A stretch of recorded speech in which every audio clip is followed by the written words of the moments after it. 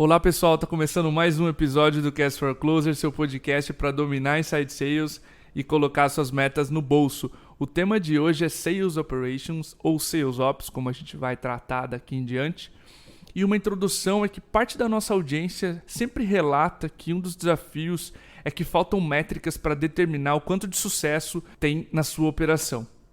E quando a gente pensa em métricas, Sales Ops é um dos primeiros termos que surgem na nossa cabeça. Portanto, a gente trouxe um especialista para conversar com a gente sobre esse tema, o Vinícius Pereira. Ele é coordenador do time de Sales Ops da Resultados Digitais e a gente está muito feliz em trazer mais um dos talentos que a gente descobre quando conversa com as empresas. Vinícius, seja muito bem-vindo. Fica à vontade para se apresentar, contar um pouquinho do teu background, um pouquinho da Resultados Digitais também para quem ainda não conhece. Maravilha, Diego. Então, primeiro, cara, obrigado aí pelo convite. Acho que vai ser um papo bem legal aí. Espero acrescentar vários insights relevantes para a galera que está ouvindo. Show de bola. Basicamente, cara, o meu background profissional, tirando empresa júnior e faculdade ali, ele é basicamente a RD, assim, né? Eu entrei na RD em 2014. A RD ainda era uma empresa bem menor, tinha 50, 60 funcionários ali. E eu entrei para trabalhar como vendedor mesmo. Passei ali. Eu falo que eu entrei para trabalhar como SDR, mas eu fiquei 4 dias em SDR. No quinto dia me deram uma meta de vendas e falaram, vai, corre Típico, atrás, muito menino. bom, muito bom. Durante esse meu período de vendedor, cara, a gente tinha, eu acho que a dor que a maioria das empresas tem aí, que é um problema de constância na entrega das metas dos vendedores e tal. Sim. Eu trocava muita ideia com meus pares ali, né? E a galera, um mês estourava a meta e outro mês estava lá com dificuldade para chegar em 60%, 70% ali da meta, né? E daí, na época, eu fui envolvido num projeto que a gente chamou de Funil Ideal, assim. E esse Uhum. projeto, cara, ele tinha como iniciativa, basicamente, a gente entender o porquê que a galera batia meta num mês e não batia no outro, estudando as métricas de funil mais específicas da área de vendas, né? Então, saindo um pouco daquele conceito de lead, MQL, SAL, OP e venda, assim, mas Perfeito. mais especificamente da etapa de por que que o cara não vai de discovery para solution, assim, né? De avaliação para solução. E basicamente o que a gente foi entendendo disso aí era que muito da previsibilidade ela não era atingida porque a gente não tinha uma boa entrega constante de oportunidades para os vendedores. Na época a gente fazia tanto o papel de pré-vendas quanto de vendas junto e tal. E eu fui a própria cobaia do projeto. Durante esse projeto a gente conseguiu parcialmente resolver o problema ali. Isso acabou abrindo tanto a minha cabeça para como a gente podia otimizar o trabalho do vendedor através de uma camada maior de inteligência, quanto dos próprios líderes aqui da empresa, e acabou gerando esse meu primeiro migração de job ali para Sales Ops, que eu Uhum. estou trabalhando agora no último acho que 2 anos e meio assim aqui na empresa, e a gente agora tem um time, está muito mais robusto em relação a isso. Legal, a gente vai abordar um pouquinho mais a fundo o time da Resultados Digitais de Sales Ops, mas Vinícius, para a gente abrir o podcast, cara, a gente trouxe o Eric Santos, CEO da Resultados Digitais, no episódio 50, e uma das coisas que me marcou bastante é que ele disse que traria alguém para fazer Sales Ops bem antes do que ele trouxe.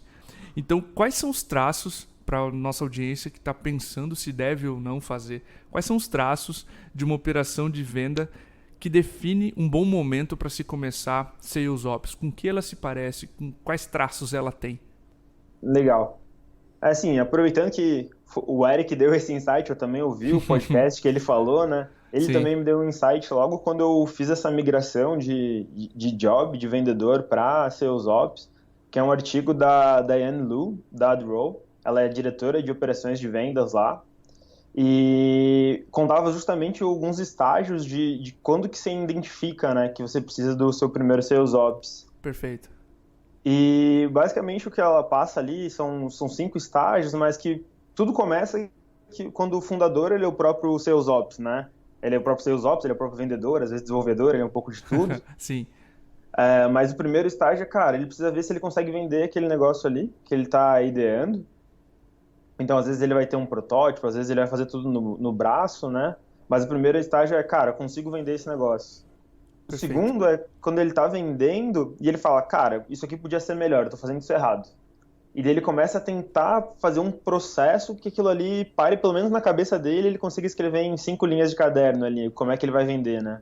Já no terceiro estágio é basicamente, cara, beleza, entendi como é que vende, entendi que eu estava fazendo errado, agora eu tenho um processo, será que se eu contratar mais uma ou duas pessoas isso vai funcionar? Então ele começa a tentar ver se aquilo vai ser repetível para ele, para a empresa como um todo, né? Ótimo. Chega aí no quarto estágio, que é basicamente, cara, beleza, isso é repetível, mas se eu fizer isso 1 milhão de vezes, será que isso é escalável o suficiente, né?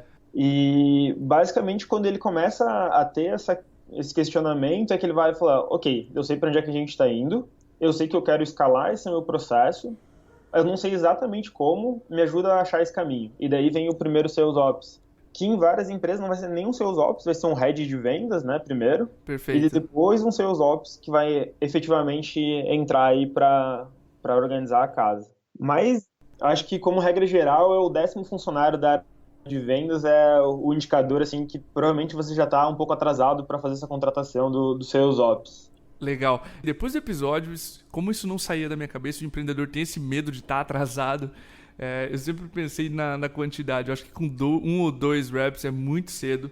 Mas se você olhar do quinto para frente, o gestor está tão atolado em contratação, treinamento, playbook, enfim, que é uma tarefa complicada para ele mergulhar nos dados e fazer uma análise com qualidade. Uma dica que a gente dá aqui e que a gente mesmo implementou, o Rui, nosso diretor comercial, fez os seus ops no começo, continua analisando as métricas, mas a gente trouxe alguém de marketing part-time, o André, que ele cuida mais do meio e fundo de funil e está mais próximo de vendas para fazer essa investigação. Então ele consegue mergulhar em algumas métricas e tirar um pouco do trabalho de vendas e deixar esse olhar mais imparcial, tá? Porque por que a gente fez isso? A gente achava, essa era uma das minhas crenças, que a gente precisava de um pouco mais de regularidade no time comercial para pensar em Sales Ops, mas eu acho que é o contrário. Acho que Sales Ops é uma das chaves para tu ter essa regularidade no time comercial. Então a gente começou cedo e com alguém part-time em marketing, olhando para as métricas que a gente ainda não estava olhando, que o Rui ainda não estava olhando. Eu vou entrar um pouquinho depois nessas métricas, mas eu acho que essa regularidade inicial como consequência de Sales Ops fez a gente começar um pouquinho mais cedo. Maravilha. É aquilo que a gente já sabe, né? Mas não custa frisar, mas cara, não tem muita receita de bolo, né? Sim. No final, eu troco muito ideia com o Thiago, que é o nosso diretor de vendas aqui, que na hora que ele tem coisa demais na bandeja e as coisas começam a escorregar, provavelmente é porque ele tá precisando de mais staff, né? Mais apoio. Sim. E daí, se for pensar numa função de um head de vendas ali, quando ele está começando a área, né, ou até depois também, mas o que ele mete mais na mão vai ser basicamente planejamento, processos, tecnologia, análise de dados e people, né? Sim. Quando ele começa a ter um time de 5, 6 pessoas, como você falou, provavelmente ele já vai estar alocando ali pelo menos 40, 50% do tempo dele para people. Né? Então, porque são reportes diretos, em geral, numa startup, para está começando, tendência é que a maioria seja um pouco mais júnior também, tem uma demanda maior de treinamento e acompanhamento, e daí, provavelmente algum dos outros pilares ali vai começar a sobrar e ser mais difícil dele dar atenção, aí entra o papel dos seus ops de começar a cobrir esse outro pedaço aí, né? Sim, maravilha. Tu falou em people. Minha segunda dúvida é a seguinte, partindo agora para quem realmente trabalha com isso, uma característica desse profissional, eu acredito que é a capacidade analítica de interpretação de dados, assim. E que outras características você buscaria, Vinícius, se tivesse que trazer alguém ou mais alguém para o time da Resultados Digitais hoje em Sales Ops? Maravilha, cara. Então, eu acho que aí tem duas visões distintas, assim, né? Que o perfil que hoje eu estou procurando no meu time é um pouco diferente do perfil que eu procurava lá quando o time era menor. Hoje a gente tem 8 pessoas aqui no time de Ops da RD. E quando eu estava começando o time, eu tinha muito mais um viés de procurar um cara saindo da faculdade com um perfil meio trainee, assim, né? Uhum. Tem aquele cara que ele vê um problema e ele quer se jogar lá no meio do problema.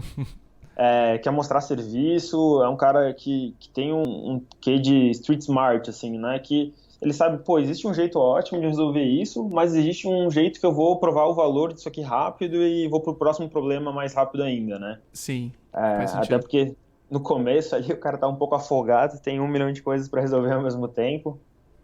Ele precisa estar pulando rápido. E quando a gente está tratando com um perfil mais analítico, que é o perfil que a gente vai procurar no fim do dia para Sales Ops, né?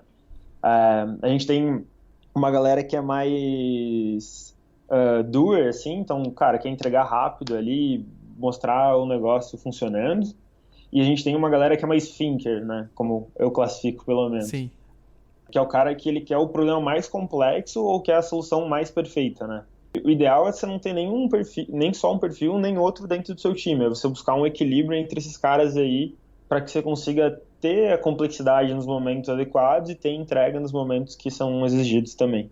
Legal. Eu gosto do que você comentou sobre esse primeiro profissional, principalmente para a audiência que está pensando se começa uma área de Sales Ops ou não. O Jason Link comentou bastante sobre isso, que é a característica do primeiro vendedor, ou do primeiro Sales Ops, que é alguém muito inteligente, da qual você compraria, né? Que você consegue lidar com o caos diariamente. Entender o negócio de cima, como você comentou, para mim tem a ver não só com interpretar os dados, mas no meio desse caos entender onde vai mexer o ponteiro mais rápido. É exatamente isso que leva a nossa próxima dúvida, que é, agora que você tem o timing certo para começar e o perfil de profissional ideal, partindo para o dia a dia, quais são as primeiras métricas que tu acredita, Vini, são as obrigações que alguém que faz Sales Ops deveria monitorar?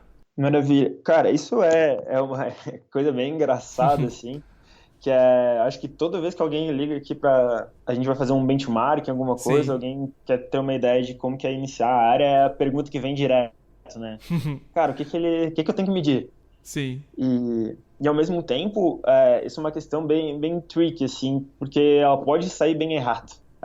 No sentido de tem um primeiro ponto, que é as métricas que a gente não pode abrir mão como empresa. Então, se a gente for pensar volume de novas vendas, nova receita gerada por produto, por divisão, por time, né?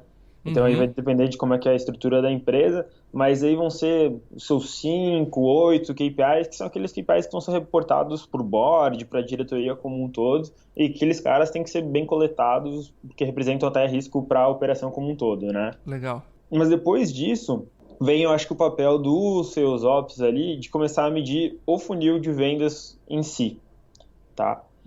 Como funil, quero dizer exatamente todas as etapas que tem dentro do funil. Então, se for organizado por uma orientação mais spin ali, né, que vai ter primeiro uma pesquisa inicial, um discovery, Uhum. uma call de solução, negociação e fechamento. Então, cara, como que os seus vendedores eles estão conseguindo ser eficientes em avançar os leads de um lado para o outro? Qual que é o volume que está sendo movido de um lado para o outro?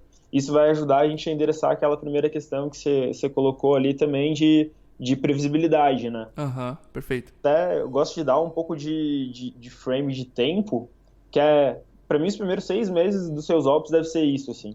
Basicamente, entender, reportar as métricas que são obrigatórias em questões de governança, assim, né?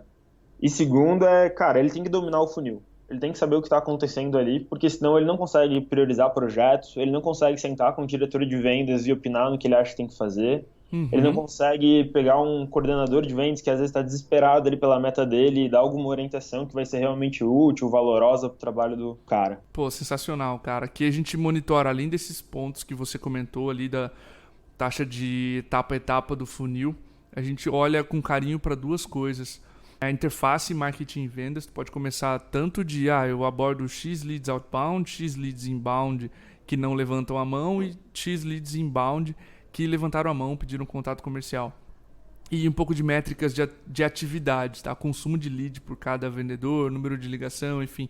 Só para ter um cheiro do que está acontecendo com o lead que sai do marketing e entra em vendas. Isso aí a gente acompanha por uma questão de particularidade mesmo da empresa, de querer monitorar esses dados, mas o que tu comentou sobre essas métricas é bem valioso. Cara, à medida que a operação cresce, Vini, fica maior, mais complexa, como é que essas métricas em Sales Ops também evoluem com a complexidade? Como a gente estava falando lá, a área de ops ela nasce de uma necessidade do head de vendas, né? Que ele está precisando olhar mais para operação e não só para people, né? Ou não só para questões high level estratégia ali, né?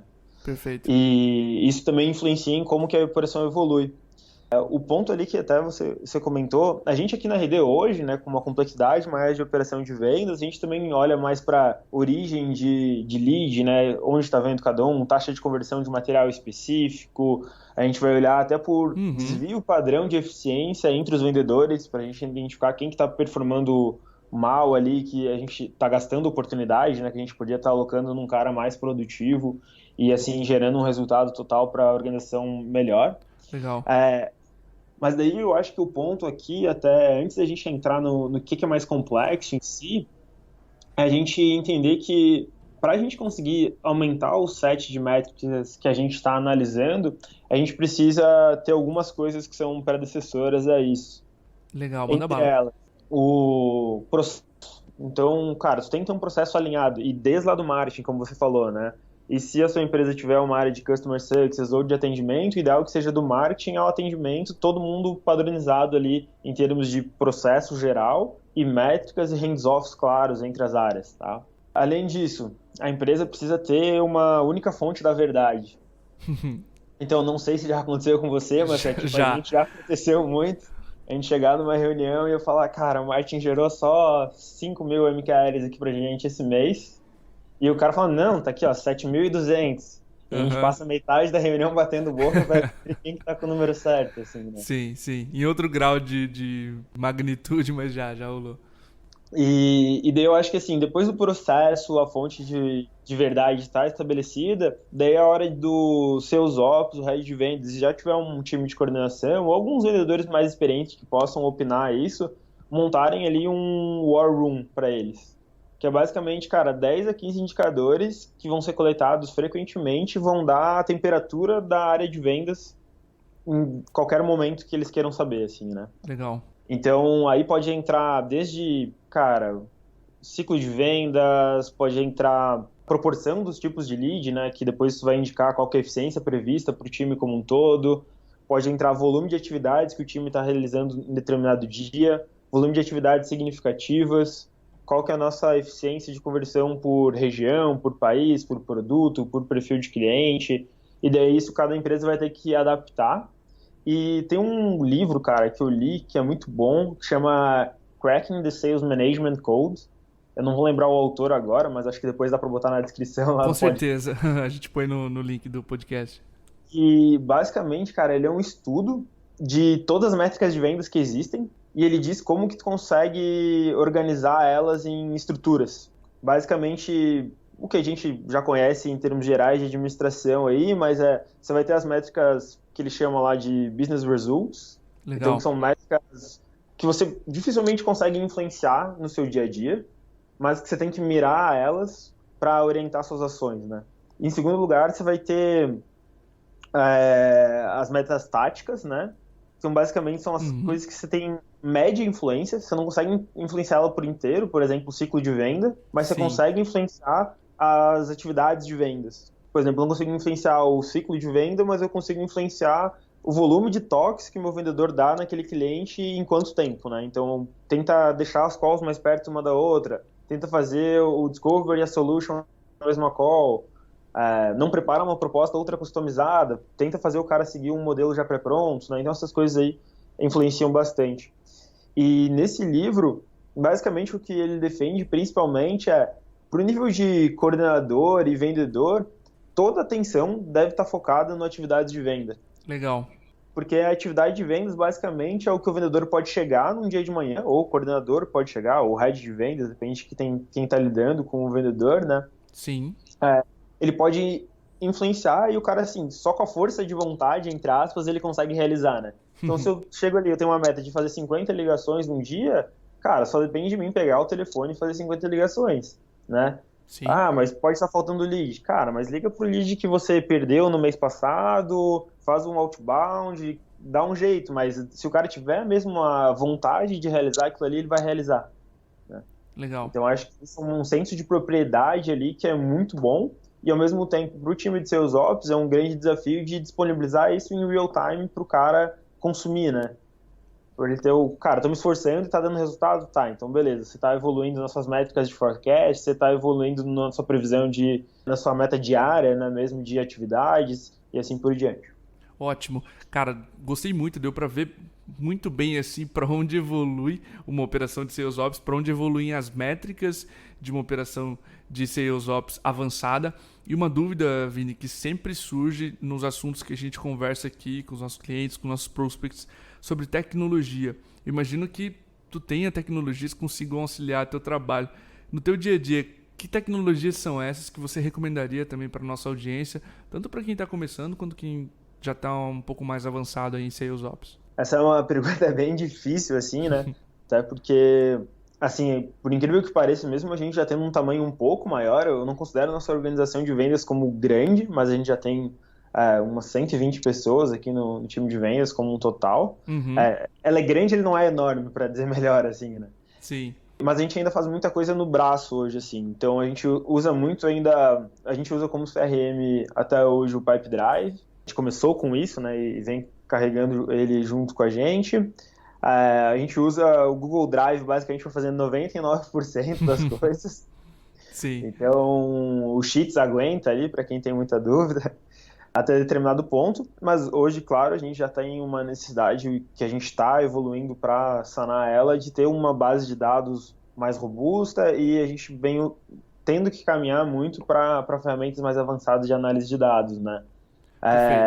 Eu não tenho ainda uma conclusão de qual que é a melhor ferramenta, porque a gente está nesse momento ainda, né, de migrar de um stack mais inicial para agora uma coisa muito mais robusta.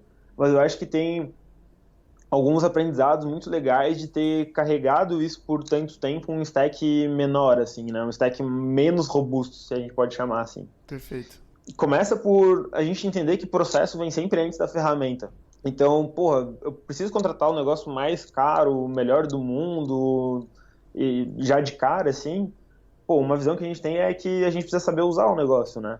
Então, uma hora que eu vou fazer um investimento de ir para uma plataforma, para um Salesforce da vida, Sugar, qualquer dessas ferramentas de CRM, principalmente, né, mais robustas e que geralmente vêm envolvidos em contratos mais longos e tal, eu preciso realmente extrair valor desse negócio, né? Porque senão eu vou estar pagando uma quantia muito alta e às vezes eu pago mais por essa ferramenta do que eu tenho de receita da minha área de vendas, né?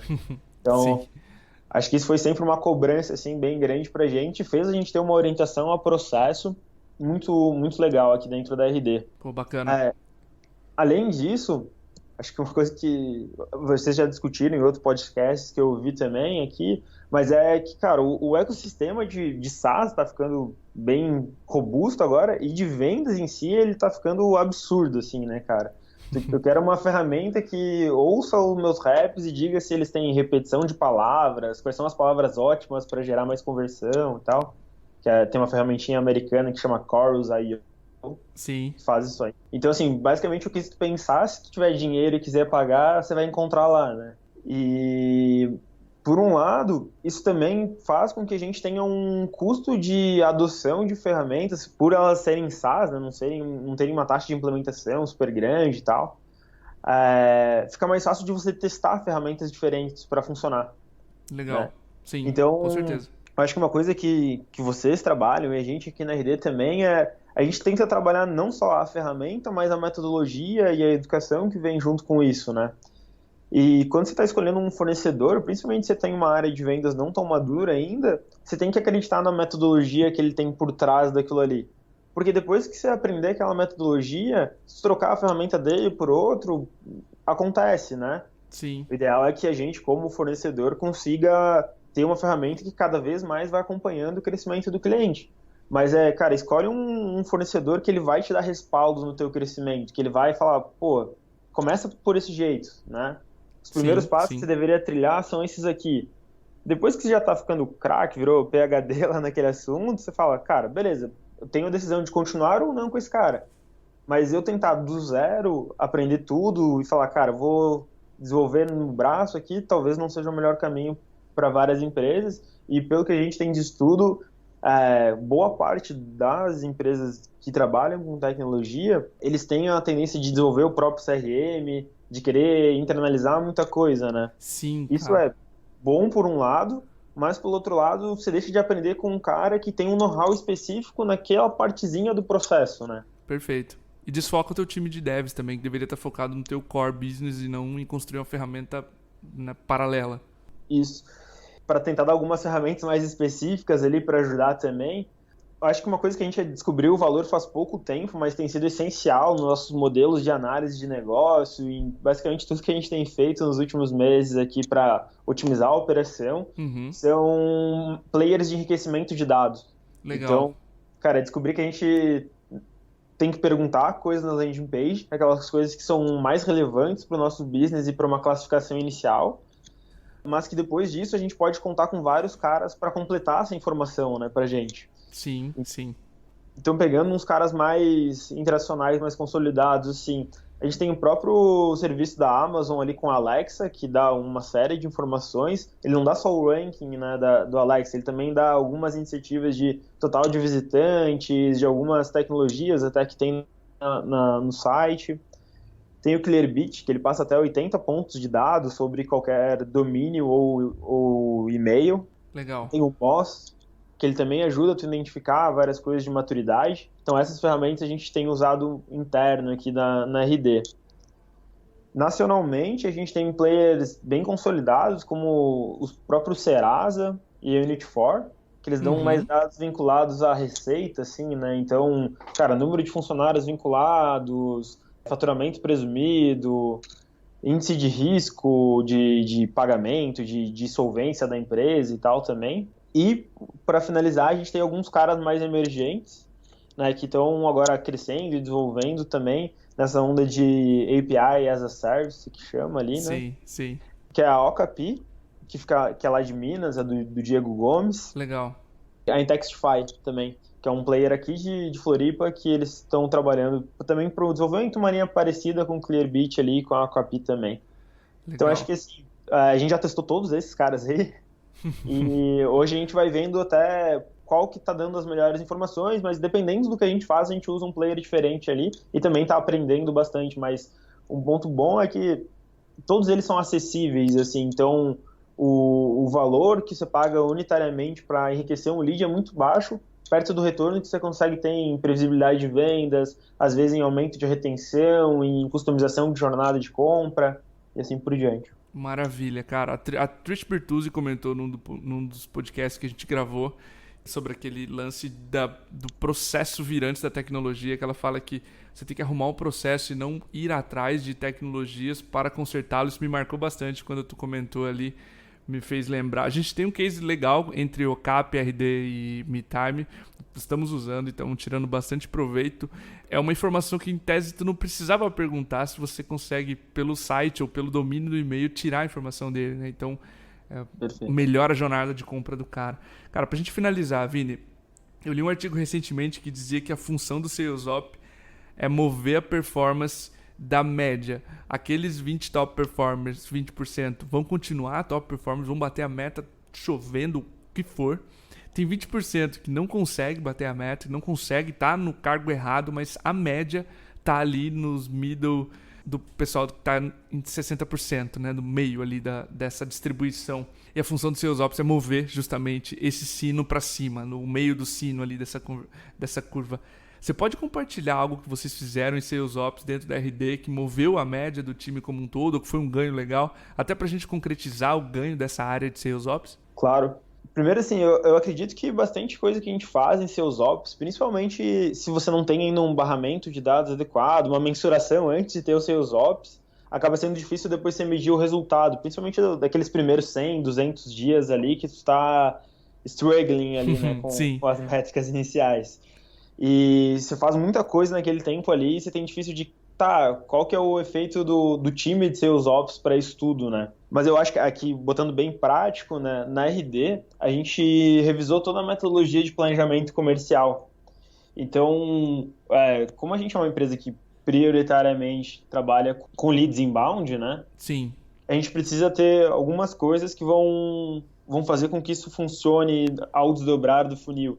O que eu quero dizer com isso? Que é basicamente, eu preciso ter um volume correto entrando, com dada qualidade, eu preciso ter uma capacidade de atendimento que seja correspondente a esse volume e a essa qualidade, eu preciso ter formas de contorno, caso alguma dessas três pilares não aconteçam, né?